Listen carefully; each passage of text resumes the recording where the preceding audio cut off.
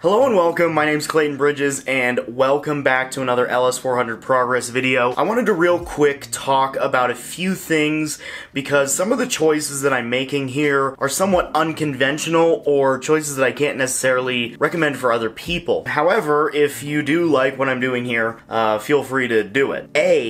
I am deciding to put a subwoofer in my car. However, what I wanted to do was I wanted to replace the stock subwoofer with another 8-inch aftermarket subwoofer.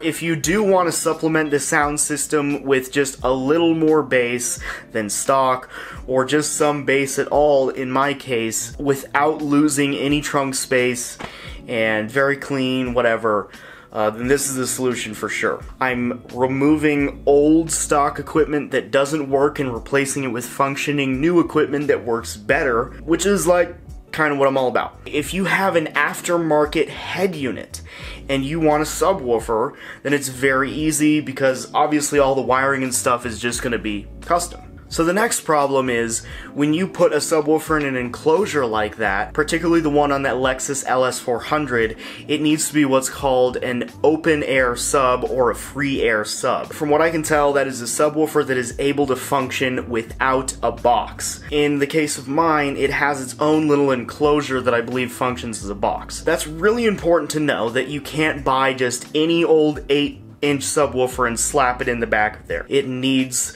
to be an open air or a free air subwoofer. So I did manage to find this particular Pioneer. I will say, due to the fact that these are a free air or a specific type of subwoofer, I feel like they are going to be a little more expensive. And then I also got a Kenwood. Each are rated at 250 watts. So in reference to some other larger systems, most 12-inch subs are probably going to be like 400 or 500 to 1,000 watts, maybe even double that. But it's very low on the power scale. Although it's very clean and it leaves you all the trunk space, you still are not going to get the same power as you would even if you had one single sub that was in a box in the back. If you are a bass head or you really want a whole lot of bass, this isn't going to be for you. So that's kind of my little warning, but let's get into it. This is going to be a several video long series. Don't forget to like and subscribe, and let's get on with it. Alright, today we are going to get started on the LS400 sub. I will be putting this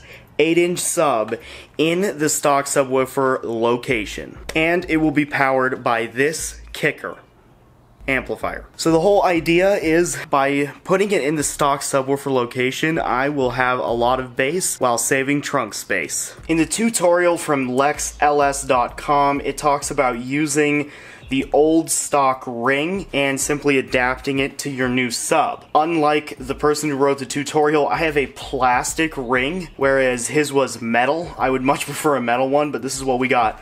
So here's what I've done here. So basically I filled this in with JB Weld plastic weld. In the middle I did a little ring of metal to give it a little bit of support. I don't know if it's probably not going to do anything, but so hopefully that'll give it a little more durability, if at all. Boom. And then we'll have lined up holes. And just like that, we have all our little holes lined up. And I'll be able to adapt it right to the stock area. So here's the speaker with the test fit. Looks pretty good. So it all fits in there nice, and yeah, I think it's gonna end up being pretty clean. Okay, so I stripped everything down in the trunk so I could get a good idea of where everything is, and to look for a place to ground the ground wire as well as mount the amp. When I opened it up, I mean, we have this big steel piece right here, so I think I'm just gonna attach it directly to that. So I'm gonna go ahead and obviously I'm kidding, that's the fuel tank. So I've decided on taking a piece of wood and putting it behind this upright carpet piece, and I'm just gonna drill through it. That way the wood is just something nice and sturdy, and it's up out of the way. It's probably not gonna get hit. It's gonna be nice and tucked. It's gonna have a lot of ventilation, and it'll be really close to a convenient place to run wire. So we have a little bit of it wired up already. This is the configuration. So connect the positive and negative together, and then the positive and negative for the speaker wire. Apparently you need to have both voice coils wired. I don't know, that's just what I read in the instructions. So again, I'm going to bolt this onto this wood plate, and then maybe find something to go on the back of it. Maybe not, I don't know, might not be a big deal. Wood is pretty soft. My concern there is it's gonna be like right up against the gas tank, basically. And I am gonna mount it on the left side. We're gonna wire everything through the left side. The left side is also away from the filler tube, the filler neck, as well as the fuel pump harness. So one thing I did decide while I was in here is I'm gonna remove one of these nuts, and I'm just gonna clean the metal around it, and I'm gonna use that as a ground wire. I think that should make a pretty clean ground. Or maybe even like this, if I could find just a bolt to go directly in that. That's like pure clean chassis metal, dude. Okay, so it's time to prep this ground wire. I don't really have any wire cutters that will cut this thick of gauge, so I'm just using a little precision knife and going around and doing the cutting manually. You just want to be really careful. You don't want to go too deep. You don't want to cut yourself. And you don't want to ring the wire, which means taking one of the strands and cutting it. Okay, again, I always check and make sure I didn't ring the wire. So I'm just going to roll that as tight as I can. Keep it all together. Again, don't really want to touch it too much. Make sure we get all of those strands in there. If I don't, I want to make sure I do. Always stubborn with these like high strand counts. I'm gonna do it like that, and I'm just gonna use this to crimp it. This tool is really not designed for that, for this large, so it's gonna kinda take a little bit of messing with it. And there is our ground wire. Always good to give it a yank pretty much as hard as you can to make sure you do have a solid crimp or connection there. I don't know if this little bit is heat shrink or not. I might hold it up, a little heat up to it to see if it shrinks, but I gotta waller out the hole a little bit. Use my blood-stained rag to catch the filings.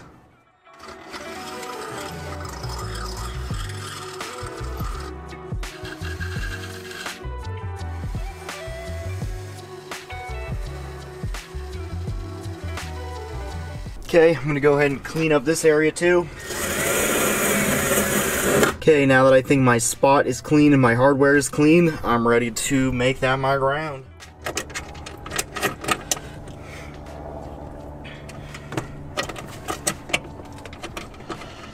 Okay, hopefully that's long enough. I'm getting an idea of where this amp will sit.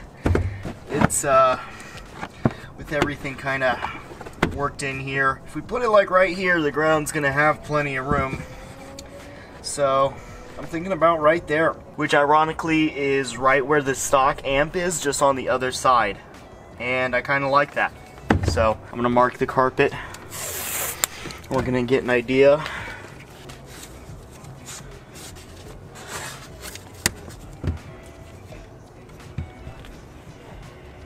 For those wondering about the structure of this, I know it's not the most strongest looking thing to be on carpet, but this is very thick.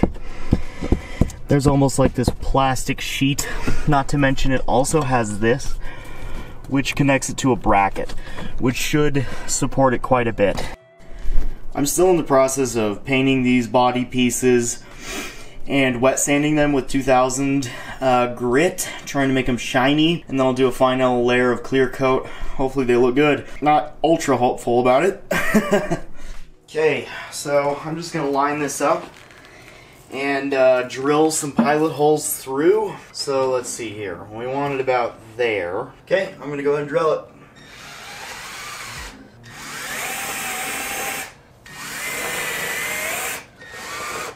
Pilot holes are drilled. I'm gonna go ahead and clean this piece of wood up now. So to do that, I'm simply going to use some sandpaper. All I really wanted to do was make the edges a little softer. I think we've accomplished that.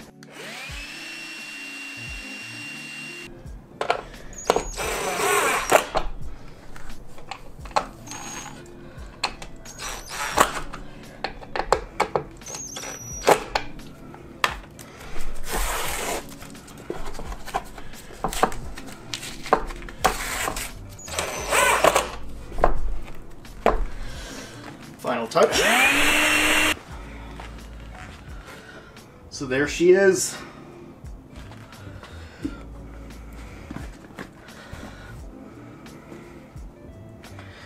Hopefully that doesn't interfere with anything. Well, it looks like I missed some of my holes. That's fine. So let's see what it looks like in there. It is making contact with the tank just a little bit. I don't think it's a big deal. I think this is a decent solution. I might put some padding on the back of this wood against that gas tank just in case, just to be extra thorough.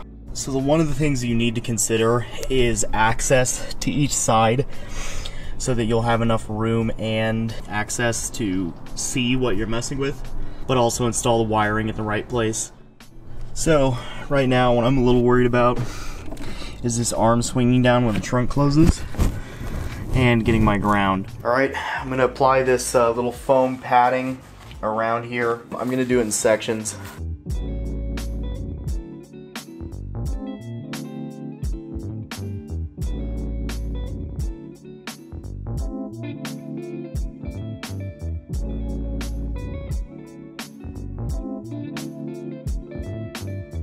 Alright, so now comes the scary part, to adapt this to the plastic with new screws. It does make me a little nervous because we can crack the plastic. Generally you want to use some Loctite. I only have red, so I am going to use red. I'm going to use a very, very, very, very, very small amount. I already know my orientation. This is the plug, so this plug goes in the back. I just want to orient my Pioneer so that it's like straight out. I don't know why. I can already feel that that little bit of foam is going to make a huge difference.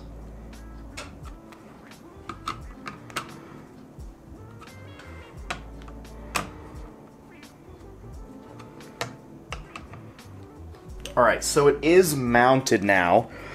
Some of these screws, however, are sticking out quite a bit to the point where I can feel them. I don't know if that's going to interfere with anything if I really crank this down. I'm going to have to see, but I wish it fit a little better. Okay, let's see how it fits.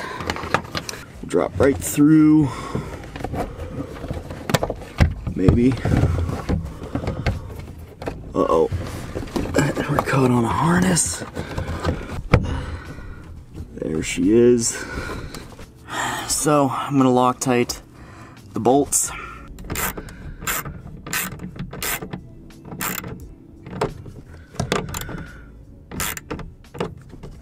Well, that's in there.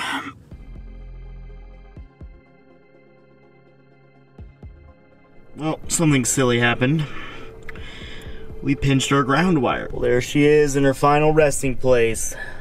And with that, we have the speaker in and the amp mounted.